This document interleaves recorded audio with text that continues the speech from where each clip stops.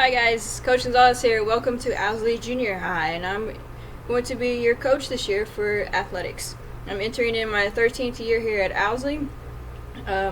Back in '97, I was a former Owsley Panther as well.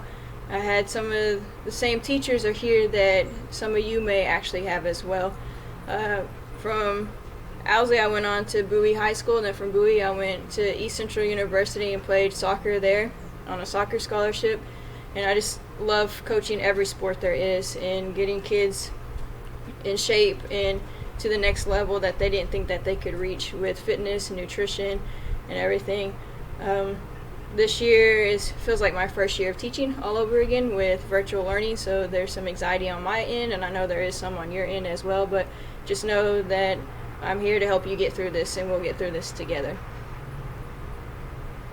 And I can't wait to see you guys when we have our Zoom workouts and get to know each and every single one of you and see how this upcoming year is going to happen. So if I know some of you are interested in knowing if we're going to have sports this year, yes, we will.